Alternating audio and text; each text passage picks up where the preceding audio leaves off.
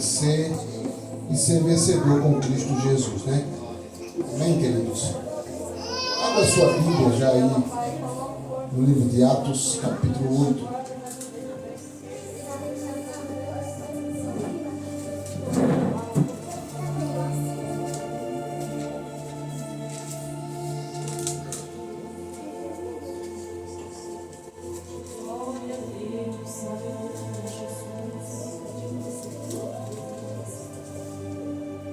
Atos capítulo 8,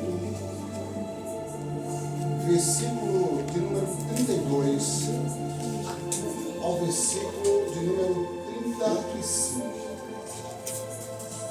Deus fiel. Hoje é culto da família, né? A família está no coração de Deus. Deus é o Deus de família. Aleluia, Glória a Jesus. Jesus. Atos capítulo 8, versículo 32 ao versículo de número 35. Amém? Quem diga amém. Amém. Vamos ler a palavra do eterno Deus, que nos diz assim. Show? Atos capítulo 8, versículo 32 ao versículo 35. Glória a Deus. Aleluia. Nos diz assim a palavra do Deus incorruptível. E o lugar da escritura que lia era este: foi levado como a ovelha para o matadouro. E como está mudo o cordeiro diante do que os tosquiava, assim não abriu a sua boca. Na sua humilhação foi tirado o seu julgamento. E quem contará a sua geração? Porque a sua vida é tirada da terra. E respondendo o eunuco a Filipe, disse: rogo-te, de quem diz isto o profeta? De si mesmo ou de algum outro? Então Filipe, abrindo a boca e começando nesta escritura, lhe anunciava a Jesus de Nazaré. Amém? Pode sentar, adorando ao nosso Deus, que é o Deus de nossos pais. Meus queridos, Deus, tu és fiel, Jesus. eu já quero agradecer a Deus uma vez mais pela minha vida, pela minha família. Quero agradecer a Deus pela vida do pastor Gilson, que nos fez esse convite, teve a coragem de nos convidar. Deus, Quero agradecer a Deus pela sua vida, por estar nessa noite junto para cultuar ao nosso Deus. Sonoplástico que está ali, controlando o som. Quero trazer a paz do meu pastor Adejaí, das Assembleias de Deus Missão do Veneza, congregação. Congregamos ali, estamos aqui debaixo da bênção do nosso pastor, para cultuar junto com os irmãos. aleluia, Jesus. Glória a Deus. Meus queridos, eu quero te chamar para nós navegarmos sobre as Escrituras Sagradas. Esse texto em que lemos é um texto bastante conhecido entre os leitores da Bíblia. Mas vamos voltar um pouco lá atrás, há um pouquinho, não muito tempo, cerca de uns 2000 anos atrás. Meus queridos, quando o homem ele cai lá no Éden, a Bíblia vai dizer que o homem vai caminhando e vai caindo. Ele vai caminhando, caindo, caminhando, caindo. A Bíblia diz que Israel ele vivia 30 anos na presença de Deus e vivia 30 anos sendo escravo da idolatria, da feitiçaria, da prostituição, da embriaguez. A Bíblia diz que Israel ele passava um tempo debaixo da mão de Deus e outro tempo ele passava afastado dos caminhos do Senhor. A Bíblia diz que Israel ele passava pouco tempo diante de Deus e a maioria do tempo ele passava afastado dos caminhos do Todo-Poderoso. É, Jesus. E enquanto Israel se afastava, Deus começava a trazer Israel para perto dele. Deus começava a falar para Israel, dizendo: tu és meu povo, tu és o povo que eu tirei do Egito, tu és o povo, a nação eleita, tu és o povo a quem eu tenho buscado e a quem eu tenho abençoado. Mas o povo ele passava um tempo na presença de Deus e outro tempo ele passava desviado da presença de Deus. Isso se passaram cerca de quase 2000 anos atrás. Então vai chegar no livro de Malaquias, que é o penúltimo profeta de todas as Escrituras Sagradas. No período de Malaquias para chegar a Mateus, ali vai haver em algumas Bíblias, algumas páginas que está em branco. Quem lê Bíblia sabe que entre Mateus e Malaquias tem páginas que estão em branco. O que significa essas páginas? Significa os 400 anos de silêncio. De Malaquias para Mateus se passaram 400 anos em silêncio. Deus, quando chega em Malaquias, ele encerra. O céu se fecha e Deus se cala. E o povo começa agora a inventar história de carochinho, escrevendo livros que não tinha sementinha nenhuma. Esse tempo de 400 anos surgirá ali muitas seitas. Surgirá a seita dos saduceus, dos fariseus, dos idôneos. Surgirão muitas seitas.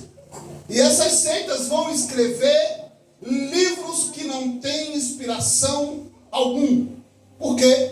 Porque Deus havia se calado. É, Jesus. E aonde Deus não fala, não é verídico. Aonde Deus não se manifesta, não tem nada de verdade. Aonde Deus não fala, então o documento não tem serventia. Os livros foram escritos pelos escribas daquela época, aonde Deus calava e não falava com ninguém por 400 anos. Por 4 séculos, Deus permaneceu calado. Esse tempo se passou. E agora nós vamos ver no livro de Mateus, no início de Mateus, um homem chamado João o Batista, o último profeta de todas as Escrituras. Pregador, hoje não existe profeta? Não existe profeta.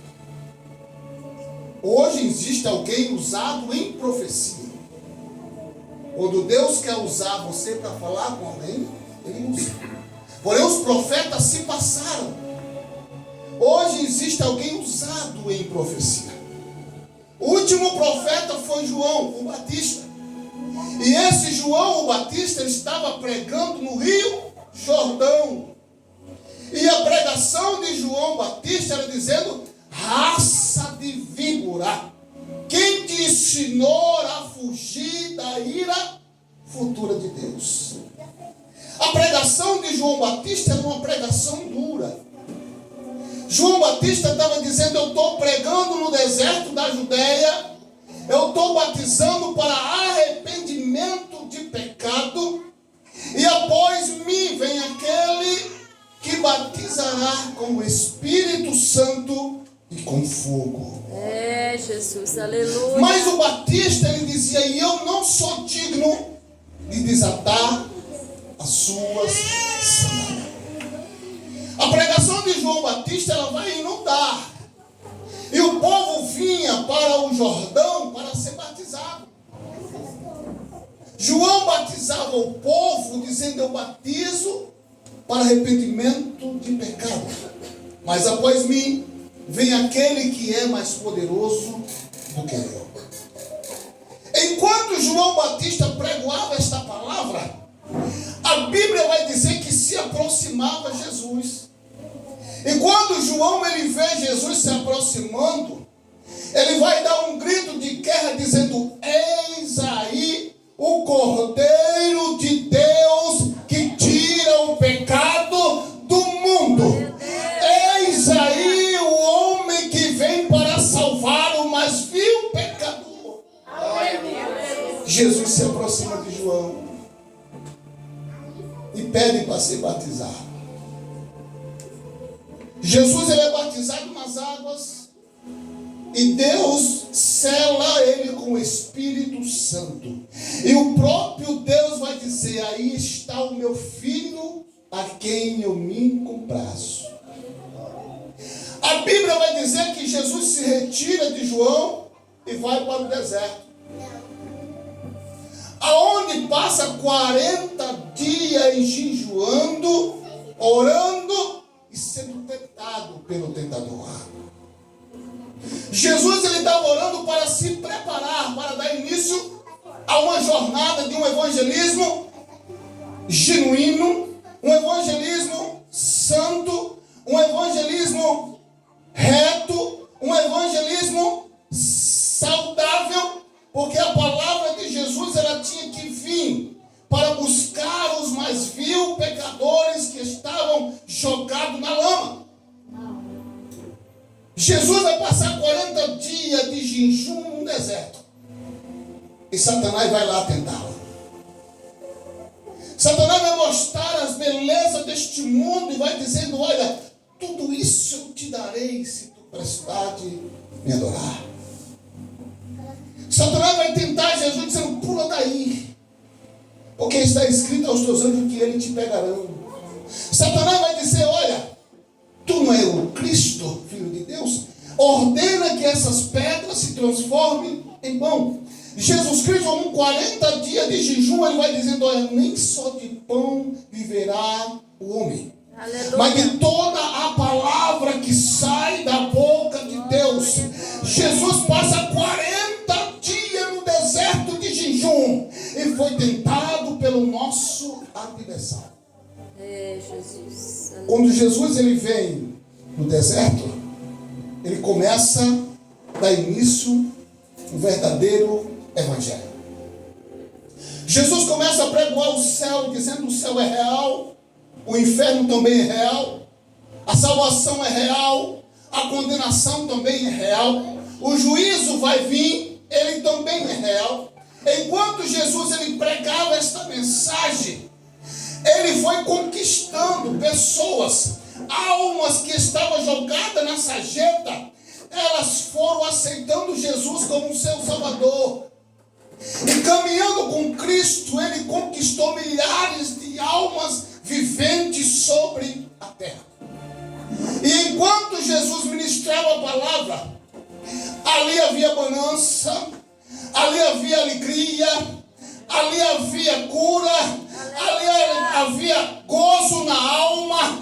Enquanto Jesus pregava a palavra, as pessoas se alegravam e o nome do Senhor era glorificado pela palavra de Jesus Cristo. Glória a Deus, aleluia. Glória a Deus. Tu és fiel. Aos 30 anos de idade, Jesus começa a dar início ao seu ministério. Glória a Deus, aleluia. E durante 3 anos e 6 meses, Jesus prega um evangelho genuíno. E durante 3 anos e 6 meses, Jesus separa 12 apóstolos para dar início e continuidade àquilo que ele iria deixar. Quando está perto da morte de Jesus, a Bíblia vai dizer que ele reúne os seus discípulos, dispensa a multidão e sobe para o jardim do Getsemane. E sobe para o Monte das Oliveiras. E quando Jesus ele sobe para o Monte das Oliveiras, O interessante é que ele olha para os discípulos e diz: olha, vamos comigo, Pedro, Tiago e João. Eu não sei qual era o mistério de Jesus com esses três homens. Na maioria das vezes nós vamos ler texto sagrado. Quando Jesus vai à casa de Jairo, ele dispensa a multidão. Ele deixa os 9 apóstolos lá e diz: vamos comigo, Pedro, Tiago e João. Esse mistério só Cristo sabe. Então, quando ele sobe ao jardim do Getsemane, ele fala para Pedro, Tiago e João: vamos comigo além, orar. E a Bíblia vai dizer que ele deixa Tiago e João e Pedro à parte e vai além para orar. E Jesus começa a orar e dizendo: Pai, se possível for, passe de mim este cálice. Quando Jesus ele está orando lá no Getsemane, meu irmão, ele já está sentindo o peso do meu pecado, do teu pecado. Quando Jesus ele está chorando lá no Getsemane, ele já está sentindo o peso nas costas do pecado da humanidade falida. Quando Jesus ele está orando lá no Getsemane, ele já está sentindo o peso de uma cruz pesada para carregar uma salvação a qual ele podia pecar e pagar. Mas ele estava dizendo: Pai, se for possível, passa de mim este cálice sem que eu beba ele. Jesus, aleluia. Enquanto Jesus orava, sabe quem estava ao seu derredor? Satanás de novo, olhando para a minha vida miserável que estava no lamaçal do pecado, olhando para a tua vida miserável que estava na sarjeta, olhando para Jesus e dizendo: não vale a pena você morrer numa morte de cruz por conta daquela vida miseravelmente que está lá. Eles não te amam. Mas Jesus permanecia de pé dizendo: Pai, eu quero fazer a tua vontade. Eu vou pagar o preço alto pela vida do João, pela vida da Maria, pela vida do Antônio. Eu vou ser crucificado, mas o preço eu vou pagar. Deus fiel, aleluia.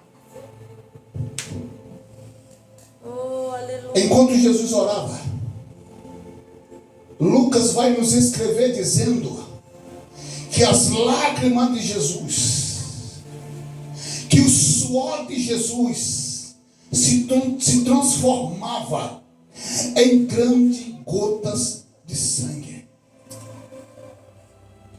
E quando Jesus volta, está lá Pedro, Tiago e João dormindo. Aí Jesus vai dizendo: acorda, rapaz. Nenhuma hora você pode velar comigo. Quanto tempo nós tiramos no dia para orar? Quantos minutos nós tiramos no dia para agradecer a Deus, pelo menos pelo dia que passou? Jesus vai olhar para Pedro, Tiago e João e dizer: nenhuma hora você pode vigiar comigo. Aí Jesus vai dizer para ele, dizendo: olha, vigiai e orai, porque o momento se aproxima. Jesus volta de novo para orar e dizendo: Pai, se for possível, passa de mim este cálice, sem que eu beba. A angústia e a agonia estava tomando conta de Jesus, porque ele era 100% homem e 100% Deus. Como 100% homem, ele sentia agonia. Como 100% homem, ele sentia fraqueza. Como 100% homem, ele poderia também fracassar. Como 100% homem, ele sentia dor como eu e você sente. Mas ele estava de pé dizendo: Pai, faça a tua vontade. Aleluia, Deus. Glória, glória, aleluia. A Bíblia diz que Jesus volta 1, 2, 3 vezes. E a oração dele era sempre essa. E quando ele volta, os discípulos estão dormindo, ele se levanta. Aí se aproxima o traidor. A Bíblia diz que Judas se aproxima e com ele uns soldados dos saduceus, dos fariseus, dos sacerdotes. E Judas sauda Jesus com um beijo. Aí Jesus vai dizer para Judas: Judas, há tanto tempo passasse comigo. Há 3 anos e 6 meses comesse comigo na mesa. Há 3 anos e 6 meses comesse comigo debaixo de um pé de árvore. Há 3 anos e 6 meses tomasse o cálice comigo. E hoje tu me trai com beijo. E agora os discípulos de Jesus se apavoram. Os soldados pegam Jesus e começam a esbofetear Jesus. Começa a dar murro sobre Jesus. Algema Jesus e leva perante o sinédrio. Nessa trajetória, Pedro vai pegar a sua espada e cortar a orelha de um homem chamado Malco. Jesus pega a orelha de Malco e coloca de volta na orelha e diz: Pedro, aquele que com ferro fere, com ele será ferido. Não precisa disso. O tempo é chegado, Pedro. E eles têm que eu possa padecer na cruz do Calvário. Porque se eu não morrer na cruz do Calvário, a humanidade falida vai diretamente para o inferno, Pedro. E eu preciso fazer a vontade de meu Pai. Eu vim com uma missão de salvar o mais vil pecador miserável da sarjeta. E não vou voltar para casa sem levá-lo comigo, Pedro. Glória a Deus. Jesus é levado para o sinédrio. Jesus está diante de Pilatos. E Pilatos olha para Jesus e procura um defeito e não acha um sequer. Então Pilatos vai lutar de todas as maneiras para livrar Jesus da cruz do Calvário. Mas enquanto Pilatos dizia: olha, eu vou soltar Jesus e vou crucificar a Barrabás, o povo gritava: solta Barrabás, crucifica Jesus. A maldade do ser humano era tanta sobre isso. Quem era Barrabás? Um dos maiores feiticeiros, um dos maiores macumbeiros, um dos maiores malfeitores, um dos maiores assassinos da época, porque ele não tinha piedade de ninguém. Barrabás, ele matava qualquer que aparecesse. Barrabás, ele destruía qualquer família. Então Jesus seria trocado pelo malfeitor. O interessante é que pegaram Jesus, os soldados teceram uma coroa de espinho e colocaram sobre a cabeça de Jesus e apertaram aquela coroa de uma forma que ela furou a cabeça de Jesus. E o sangue começou a descer sobre os ombros, o corpo do nosso Cristo. O interessante é que colocaram uma roupa em Jesus de púrpura vermelha. Sabe quem usava a roupa de púrpura vermelha? Príncipe e reis. Com um tom de zombaria, colocaram uma roupa de púrpura sobre Jesus. Eles rasgaram as vestes de Jesus e deram sobre Jesus 40 chicotadas do chicote romano. Agora deixa eu te falar como que funcionava o chicote romano. Eles tinham entre 12 e 8 tiras. E em cada tira daquelas ponteiras havia pedaços de ossos, de carneiro e de metais. De uma forma que cada chibatada que dava sobre as costas do ser humano, ela cortava a carne. E cada chibatada que dava, Jesus dizia: Pai, me ajuda a vencer. Cada chibatada que dava sobre as costas de Jesus, cortava as carnes, a carne dele era cortada. Pelas minhas iniquidades, pelos teus pecados, pelos nossos erros, Jesus permanecia de pé e não falava nada. Então pegaram Jesus, colocaram nele uma cruz grande. Porque a cruz, segundo a história, aquela cruz era para Barrabás carregar ela até o Gólgota, até o lugar da caveira. Mas como Jesus foi trocado por Barrabás, eles pegaram a cruz que era para Barrabás carregar e colocaram sobre os ombros de Jesus. E Jesus vai carregando aquela cruz pelas ruas de Jerusalém, tropeçando, caindo, porque ela era pesada. Sobre ela estava o nosso erro, sobre a cruz estavam nossos pecados. Jesus carregando nossos pecados. Satanás de um lado dizendo desiste, Satanás do outro dizendo não vale a pena, e Jesus dizendo eu vou vencer, eu vou chegar lá, eu vou pagar o preço, eu vou salvar a tua vida, eu vou salvar a tua alma, porque tu não mereces, mas eu estou pronto a pagar. Jesus caminhando sobre as ruas de Jerusalém, o suor dele caindo junto com o sangue caindo, o sangue inocente nas ruas de Jerusalém. Quando chega mais adiante, Jesus tropeça, não pode carregar a cruz, é pesada. Ia passando um homem chamado Sirineu, obrigaram ele a andar com Jesus, carregar a cruz com Jesus. Quando chega até o Gólgota, vamos pregar Jesus na cruz do Calvário. Eles esticaram a mão de Jesus sobre a cruz e pregaram um prego sobre ela.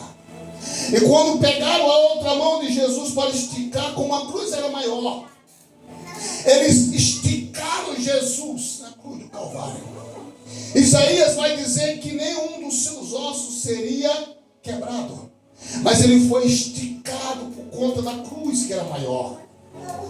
Levaram Jesus, levaram ele sobre a cruz do Calvário do meio, sendo crucificado ao lado de dois malfeitores. A morte de cruz era uma das piores mortes que havia na época. Quando o ser humano passava pelo Gólgota, pelo caveira, e dizia: olha, está sendo fulano de tal sendo crucificado, dizia: aquele foi um dos maiores marginais da época. Jesus, ele foi crucificado como um dos piores marginais daquela época. A Bíblia vai dizer que ele passa ali aquele período.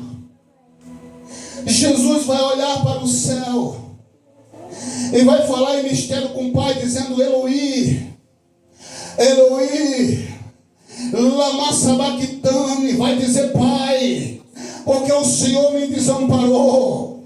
E quando Jesus vai dizer isso, dizendo: Pai, está consumado, o preço está pago, eu venci, o preço eu estou pagando, já paguei. A Bíblia vai dizer que Deus vira a costa para o mundo e a treva começa a chegar sobre aquele povo, meus irmãos.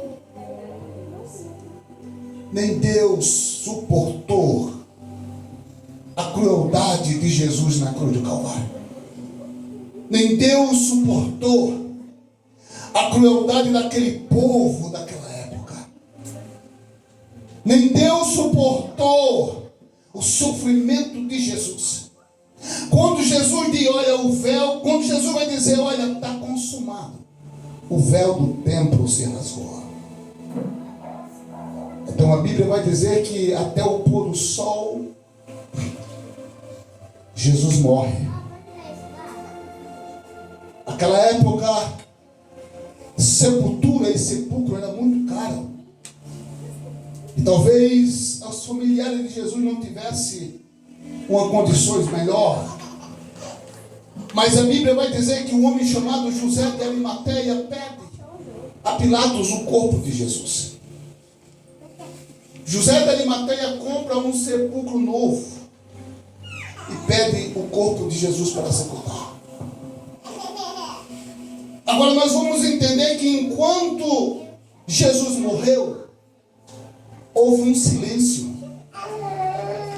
Um silêncio onde ninguém conversava, onde o som calou, onde as pessoas não passeavam mais. Houve um silêncio sobre aquela região. de uma forma que os discípulos se encerraram em um culto fechado, como um culto fúnebre. A alegria dos discípulos fugiu, o semblante dos discípulos caíram, eles esqueceram de tudo quanto Jesus havia falado. Porque Jesus, quando estava com os discípulos, ele disse: olha, eu vou derrubar esse templo e em 3 dias eu vou edificá-lo. Jesus disse: olha, eu vou padecer, mas ao 3º dia eu vou ressuscitar. Os discípulos esqueceram de tudo aquilo que havia ouvido da parte de Cristo. E estavam eles todos encerrados em um culto fúnebre, onde não tinha som, onde não tinha palavra. E lá no inferno havia festa. Satanás e toda a sua corja estava gritando de alegria, dizendo: destruímos o Filho de Deus, aniquilamos o projeto de salvação desse povo terrível, desse povo maligno. Eles estavam em festa no inferno.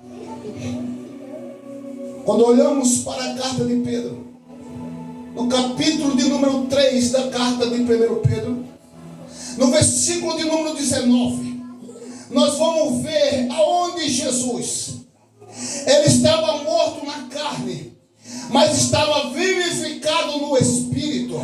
E enquanto lá no inferno estava fazendo festa, Jesus vai aparecer no inferno dizendo: bom, oh, bom. Os pés de Jesus vai trazendo um alvoroço sobre o inferno. E enquanto ele estava fazendo festa, Jesus vai passeando lá e dizendo: bom. Os pés de Jesus vai estremecer o inferno. E enquanto Satanás vai olhar para Jesus, Jesus vai dizer: vem cá, anticristo. E pega ele, pisa na cabeça, toma a chave da morte do inferno. A Bíblia vai dizer que a tumba fria, a Bíblia vai dizer que a morte não pode segurar o nosso Jesus. E ao 3º dia ele ressuscitou para a glória. Ah, meu Jesus, que maravilha! Aleluia! Glória, glória, glória, aleluia, Deus. Tu és fiel, Jesus. Os discípulos estavam encerrados com medo, dizendo: acabou.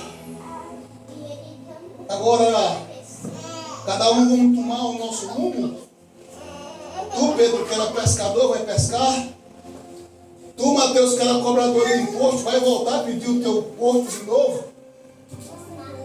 Tu, Lucas, que era doutor, vai procurar servir aí o município. Enquanto eles estavam preparando, dizendo: olha, cada um vamos tomar o nosso rumo. Aí Jesus aparece no meio da igreja. Aleluia! Jesus aparece no meio deles e diz: ei, a paz seja convosco. Eu fui morto, eu fui sepultado, mas ao 3º dia ressuscitei. Estou vivo, vivo, vivo, vivo para a glória de Deus. Glória a Deus. Os discípulos se animaram. Aí Jesus vai passar 40 dias ainda sobre os discípulos, ensinando, advertindo. A Bíblia diz que quando Jesus estava para subir ao céu, mais de 500 irmãos viram ele. Jesus disse: eu vou para o Pai, porque me tem que eu vá, mas eu não vou deixar vocês órfãos. Eu vou enviar o Consolador, o Espírito Santo vai descer. Eu preciso subir para ser o teu advogado, mas o Espírito Santo vem para te dar coragem. O Espírito Santo vem para te ajudar a caminhar. O Espírito Santo vem para quando tu cair, ele te levantar e te dar força para remar. Glória a Deus. Aí deixa eu te falar uma coisa, meus irmãos. Fica em Jerusalém até que do alto venha o revestimento de poder. E então, quando vocês receberem o revestimento, sejam as minhas testemunhas, tanto em Jerusalém, Samaria, Judeia e os confins da terra. Ide por todo o mundo, fazer discípulos de todas as nações. Aí Jesus sobe ao céu. O Pentecoste acontece.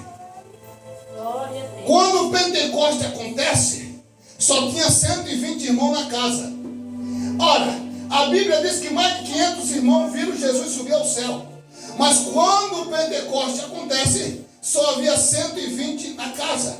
Os 380 sentiram saudade da cebola do Egito e voltaram para o mundo. Quantos irmãos, cristãos, pregadores, cantores, pastores, hoje já não estão mais conosco, já estão na sarjeta, nas bebedices.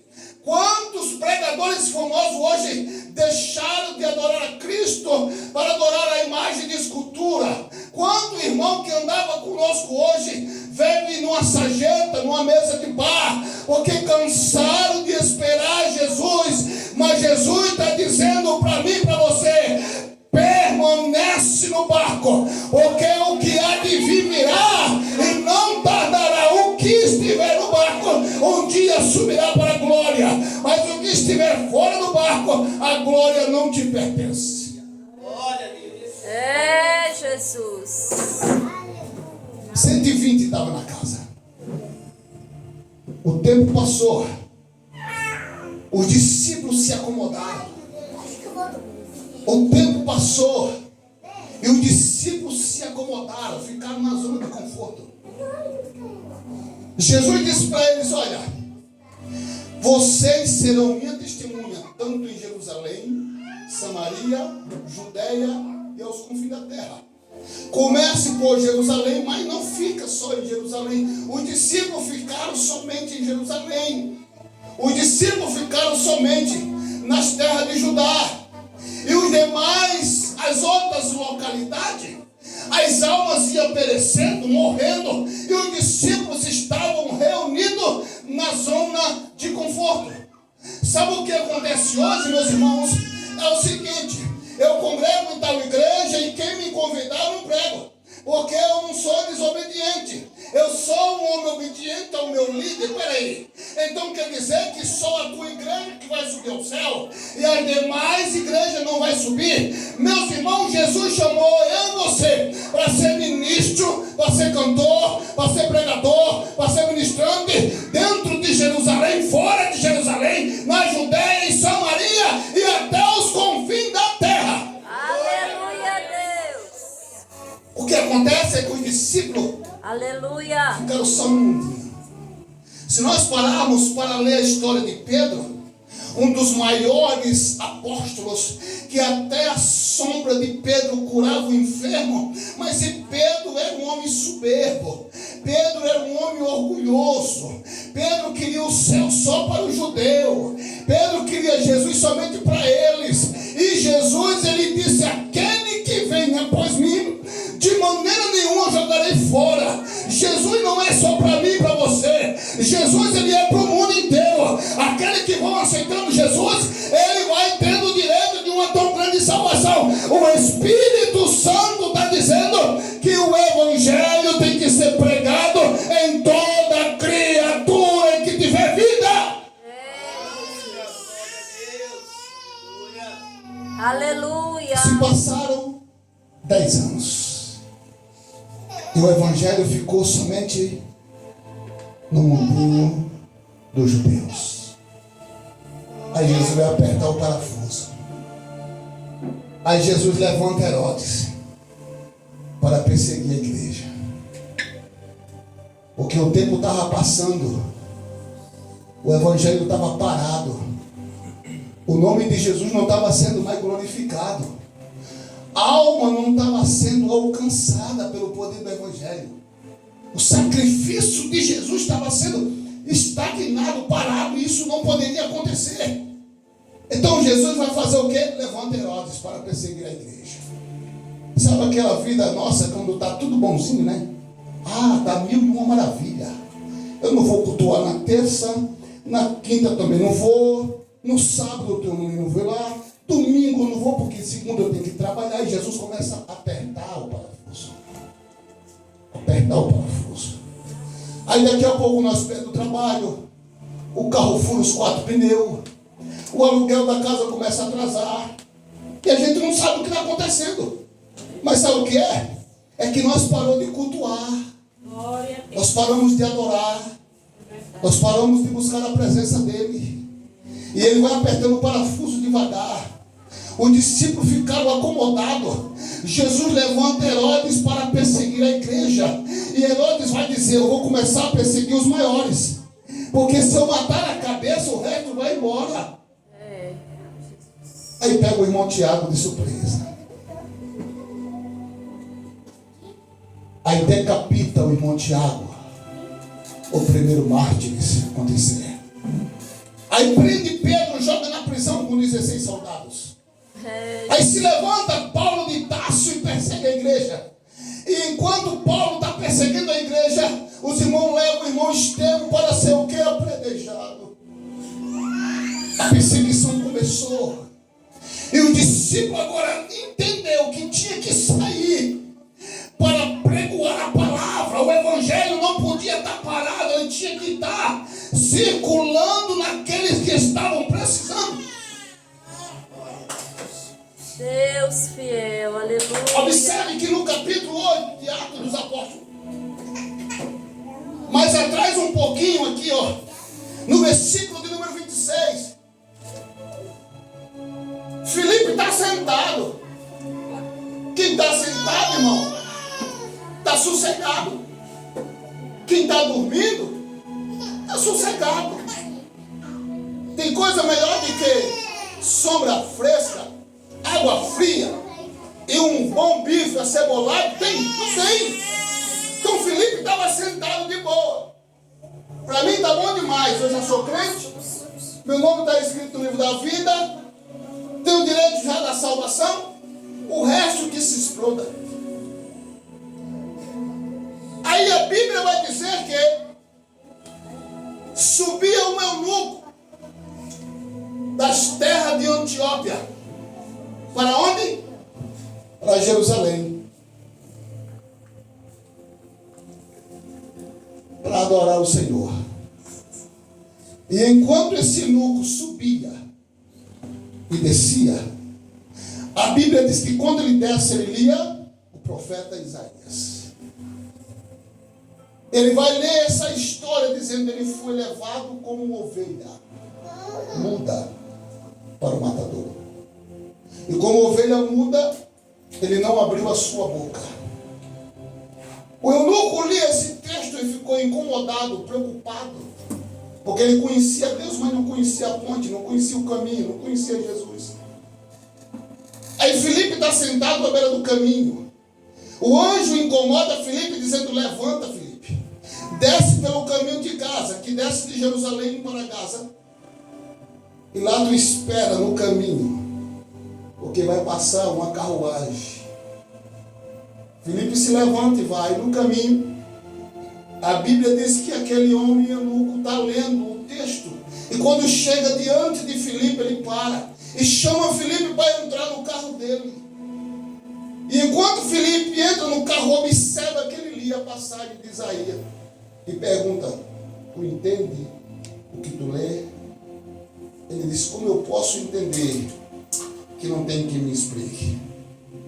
Sabe, irmão, quantas pessoas tem hoje vivendo e não entendendo nada da Bíblia Sagrada, não sabe ler, e às vezes o que lê não entende. E eu e você que às vezes entendemos, temos preguiça de explicar. Aí Filipe prega a Cristo. E quando Filipe prega a Cristo, o eunuco diz: olha, eu creio que ele é o Filho de Deus. Aleluia. E mais na frente ele encontra um lago de água. Ele diz: quem me impede de ser batizado? Filipe disse: tu crê que Jesus é o Filho de Deus, ninguém te impede de ser batizado. Ele disse: eu creio que Jesus é o Filho de Deus. E mais na frente eles param. Filipe batiza o eunuco. O eunuco sai da água alegre, pulando no Espírito, e vai à sua terra alegre, e é um grande missionário. E enquanto ele sai da água, a Bíblia diz que o Espírito Santo arrebata Filipe e leva para uma cidade chamada assalto. Se coloque sobre os pés, meus irmãos. Quando Deus te chamar para você ministrar a palavra ou louvar em outra denominação, não retenha, mas vá. Aleluia. Amém. Deus. Vamos orar ao Senhor, agradecer a Ele, porque Ele é maravilhoso. Amém? Curva a sua cabeça, leva o teu pensamento até o trono da graça e vamos orar ao Senhor. Maravilhoso Deus e eterno Pai, Criador dos céus, bendito seja o teu nome, a tua presença é real neste lugar. Pai, a tua palavra possa entrar no nosso coração, Pai, como uma flecha, Deus, como uma lança, e fazer alojamento sobre o nosso coração. Pai, que a tua presença esteja no meio do teu povo, hoje e sempre, em nome de Jesus. Quero agradecer ao pastor Gilson mais uma vez. Deus abençoe e quero devolver para o Senhor